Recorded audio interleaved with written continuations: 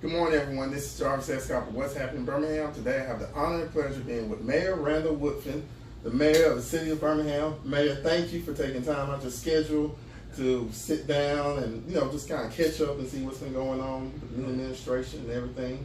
Always good to see you, brother, and happy to take some time to be able to have a conversation with my friend. Okay, same as well. Let's just get right to it. First things first, dollars and cents. 2019 budget has been passed. This is the first time in years it's been passed earlier than expected. Right. What was your main goals for 2019 budget? The main goals was, before you can talk about revitalizing our neighborhoods, you have to talk about stabilization. So believe it or not, stabilization is really about cleaning it up before you can look at it as a canvas to paint it the way you want it and build it up. And so part of that stabilization was putting more money into getting rid of these dilapidated structures. Okay. More money was put into weed abatement, cleaning up and clearing these empty and overgrown lots. And so that is that's close to $3.5 million collectively combined put into demolition and weed abatement. That's a priority to us because before we can talk about putting new homes and new houses, single family houses, affordable houses in our neighborhoods, we have to clear the debris, get rid of these dilapidated structures, etc. So for us, that's a big deal and it's a priority, and our budget reflects that priority. Okay. What were some other differences you noticed in this year's budget and last year's for 2018? Well, we wanted to put more money around technology for our officers. So everyone knows that across America, recruiting classes are lower than they're supposed to be. But a way to offset that, particularly around solving crime, is putting more technology towards policing. And so what we've done is say, listen, we can't necessarily be London, right, where they got cameras everywhere. But we want to really look at a program around technology as it relates to more cameras, more spot shotters to address crime and solve crime. Okay. What do you feel has been the biggest accomplishments of your administration so far? The biggest accomplishments. That's a good question. Sometimes I feel like I'm too deep in to actually pull up and see. The 100 days reveal kind of what we've done and assess. For anything, I think for us, I've taken an entire look at 8 months in office, and it's hard to say what's the biggest thing we've accomplished because we've tried to do so much. But I like the fact that we've been very aggressive in cleaning up the city. We inherited some things that didn't work for municipal government. So haven't been really efficient and effective in delivering our services. So if I had to pick one thing, which is kind of hard to do, I would say how we deliver service and how we are more responsive to addressing issues, everyday issues of everyday regular citizens who either call our office, call 311, email us, send us a text or a message on social media. We try to address those issues in a more efficient way and in a more responsive and aggressive way. Okay. With the announcement of DC Blanc's data center ship keeping its headquarters here in Birmingham and the return of the SWAC football and basketball championship, how did you and your team make that happen? One of the things I was always serious about for our administration is courting and building relationships. And so none of those three things happened in isolation. We were intentional, we were aggressive about all three. If I start backwards with SWAC, that conversation started beginning of the year. Towards how do we build a relationship with SWAC, who's headquartered right here in the city of Birmingham. We once held the SWAC championship, football and basketball, every year up until 5-7 years ago. And I'm of the opinion if SWAC is not only headquartered here, but if we identify ourselves as the football capital of the South, we need to act like we're the football capital of the South. So with that, we started having conversations and building a rapport and an intentional relationship with the leadership at SWAC, and how would that look to bring SWAC back to Birmingham. This is the result of that. Okay. And if you think about DC blocks, if you think about ship expansion in our city, that's us not only being intentional around economic development, but investing in our biggest asset, which is people. And so when I think about the tech industry, when I think about innovation, when I think about small business growth, what we're really talking about is investing in people to build our workforce. Okay. Next question is, what are your plans to continue to assist and grow small businesses here? Yeah, so we are reorienting ourselves around innovation and economic development for the city of Birmingham. I've tasked Dr. Josh Carpenter with hitting a full reset button how we look at economic development.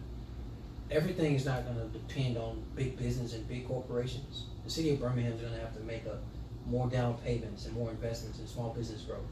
We believe in the space of entrepreneurs, in the space of innovation, in the space of small businesses. The city of Birmingham has a role to play. Part of that role is making sure when someone wants to open their business, expand their business, or grow their business, their interaction with City Hall is done in a more efficient way and is done in a very customer service friendly way. But the other thing is we want to invest in people. And so what we're used to seeing in past tense is investing a lot of tax dollars from an abatement standpoint around the space via the infrastructure or a building to lure a company here. Okay. But for small business growth, the abatement or the incentive should be offered towards investing in the people. So looking at our TAP program and our TIP program, what we're talking about is investing in talent. That's how you grow small business, invest in people. And we believe there's a positive return on that investment if we actually invest in the talent of the people that work for that small business. Okay. I noticed online that you launched a 99 Voices video series. Right. Can you tell people a little bit more about that? Yeah, 99 Voices concept is simple in nature, but it's powerful in action and storytelling. The whole idea is that the city of Birmingham, as it relates to its voice, is not limited to City Hall. Okay. It's not limited to the mayor's office. It's not limited to your 10 elected officials. That there are everyday people who I define as heroes, that I define as creative, that I define as innovators, that I define as activists who are doing very positive things that many people unfortunately are unaware about. And Okay. so it's giving light to and or exposure to people who are doing good things in the entire city. And what I've said, and I'll continue to say it, the city of Birmingham is not defined by our central city. It's defined by our lowest quality of life neighborhood. But what I find in all 99 neighborhoods is that there's a gem, there's a jewel, there's someone or some people doing really great things. The 99 Voices is all about raising those voices and amplifying those voices to give light to them for the entire city to see. Okay. The next question would be, I know we hired a new police chief. We did.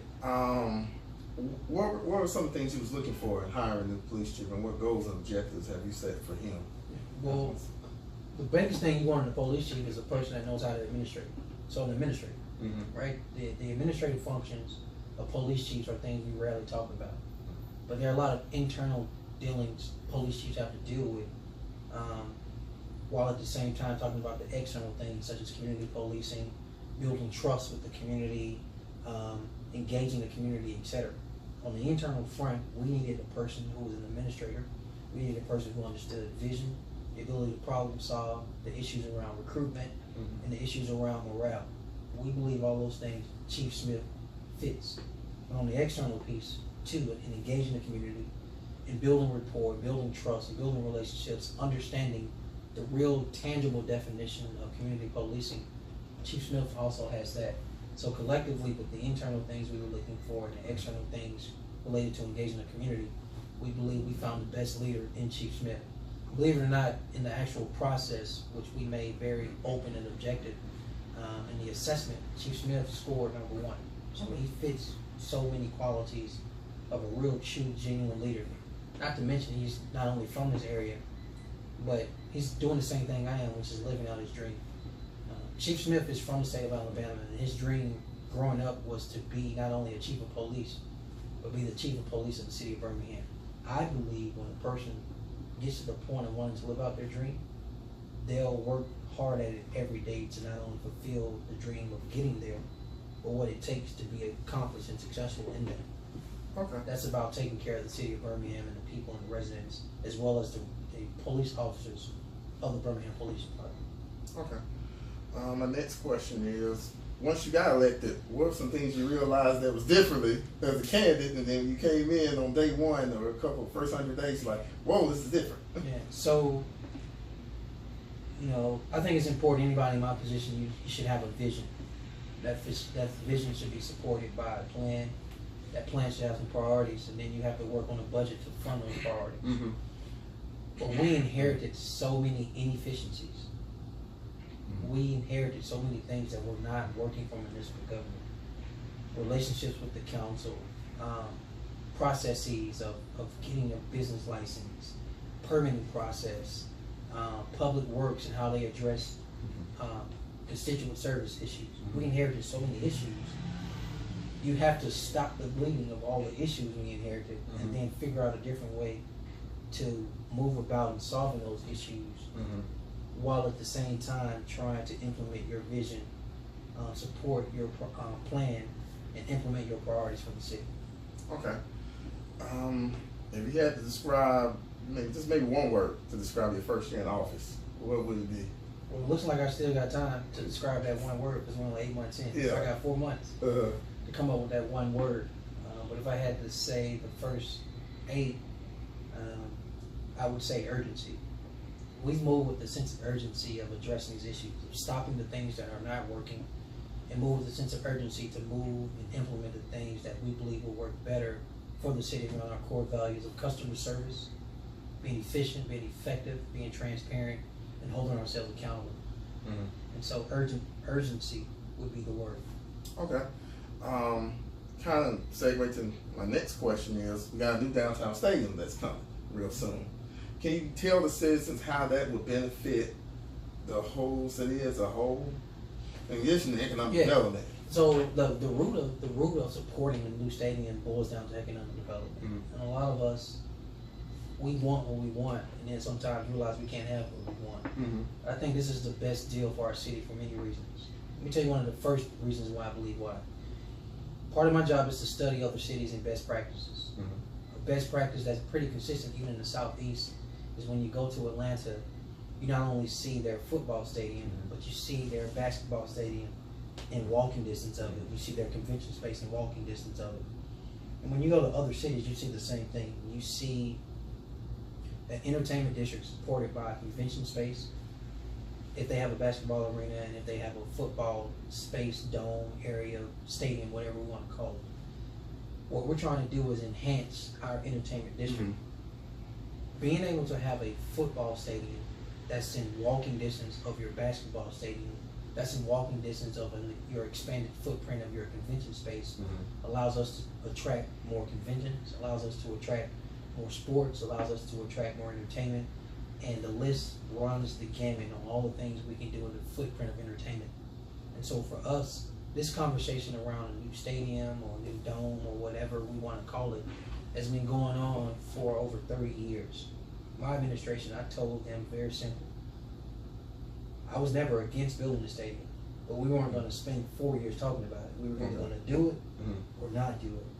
But I thought it was appropriate to do it in time, not only for the 2021 World Games, but to show the world that Birmingham doesn't have to be about talk. We can move on and accomplish the things we say we want to do. The city didn't go at it alone. We went at it with the state, the county, UAB, private sector, and all these other partners involved.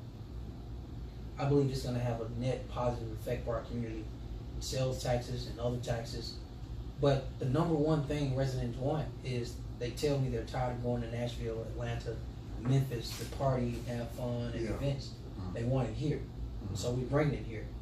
And that does not discount Legion Field.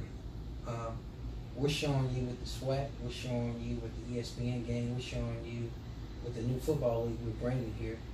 It'll be 2021 before the stadium is built, but we're still doing these other things supporting Legion Field.